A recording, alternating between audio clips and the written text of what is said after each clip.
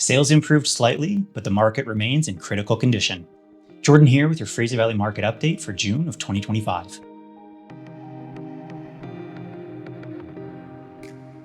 May brought a bit of a pulse back to the market. Sales rose 13% from April to 1,183 transactions. But let's keep it real, that's still 22% below last May and 36% below the 10-year seasonal average. This market might have found a heartbeat, but it's still in the ICU. Inventory continued to climb, rising 6% month over month to 10,626 active listings, while new listings also increased to 4,007 units. The sales to active listing ratio ticked up slightly to 11%, but that still places us in buyer's market territory. For reference, anything between 12% and 20% is considered balanced by the board. The composite benchmark price fell 1% month over month to $963,200, the largest monthly decline so far this year. By property type, detached fell to $1,481,900, down 1.6% from April and 3.2% year over year. Townhomes fell to $832,800, down 0.03% month over month and down 2.5% year over year. Condos fell to $532,700, down 0.9% from April and a total of 4% year over year. Average days to sell was a bit of a mixed bag though. Detached homes rose from 32 to 34 days, townhomes improved from 29 to 27 days, and condos rose to 33 days after sitting at 29. Median days to sell offer a clearer picture of buyer urgency though. Detached homes had a median days of 15, up from 14 the previous month, whereas townhomes increased from 13 to 17 days, and condos decreased slightly from 19 to 18 median days to sell. These shifts suggest a growing divide between well-priced listings and those that are missing the mark. That widening gap between median and average in townhomes especially suggests more overpriced or stale inventory is sitting longer, even while value-priced units are moving quickly. So while some properties are still moving quickly, the broader trend points to increasing hesitation. One of the biggest stories this month is the steep decline in market momentum across the board, especially for townhomes.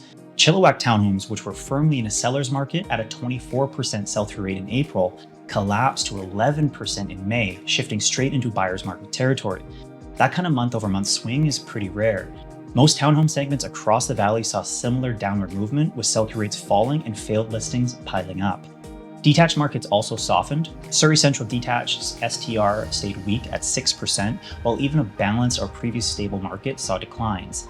There were some exceptions, as always, with New Westminster Detached rising from 8% STR to 14%, and Maple Ridge Detached crept up slightly from 9% to 10%. Overall, most areas and property types experienced a rise in failed listings as sellers came back to the market misjudging buyer appetite. The repositioning has begun, but prices haven't caught up yet. The Bank of Canada held rates steady again on June 5th at 2.75%, making that 2 holds in a row. While that could give some hesitant buyers reason to re-engage, it doesn't guarantee a wave of activity. Complicating matters, 5-year bond yields have climbed sharply from 2.75% to nearly 3%. That means any hope for lower fixed-rate mortgage products in the short term is fading, and we may even see some lenders inch rates back up a little. The job market isn't helping either. Canada's unemployment rate rose again to 7%, with only 8,800 jobs added in May. Consumer confidence rose slightly but remains below historic averages. Meanwhile, household debt is now over $3 trillion, and delinquencies are beginning to tick up, especially for non-mortgage credit products.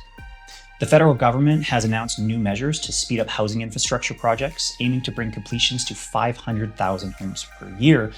But this number is wildly unrealistic and will primarily target government-owned, low-cost rental units rather than actual home ownership. For reference, previous years saw around 250,000 housing starts on the high end, and I've yet to see a clear explanation of how that number will be doubled amidst developers pulling back. A recent TD Economics report called it a tall order.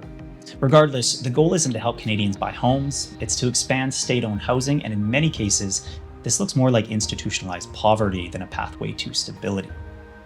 Add into the confusion, the new Minister of Housing has publicly stated they do not want housing prices to come down.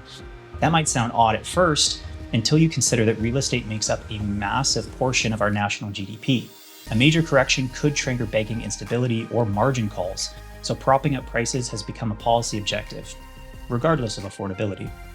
Meanwhile, the government has introduced a GST exemption for first-time homebuyers purchasing new construction under 1.5 million.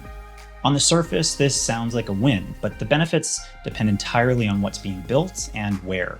I've broken this down in detail at jkre.ca if you want to see who this actually helps. The Fraser Valley is headed into a seasonally slower period with rising inventory and slowing sales. Yes, we saw month-over-month sales growth, but it came in well below the seasonal norms. The HPI has held relatively steady up to now, but may mark the sharpest month-over-month drop of the year. If this momentum doesn't improve soon, the dam will break and we'll see more sellers pricing a move rather than holding the line. As always, your specific segment matters. Detached versus attached, east versus west, turnkey versus fixer-upper. All behave differently in this environment. If you're thinking of buying or selling, let's chat about how to time and position yourself to get ahead of the shift. And let me know, do you think 2 rate holds are enough to kickstart confidence again, or are we headed for more turbulence? Drop a comment or message, and let's talk strategy. Thanks.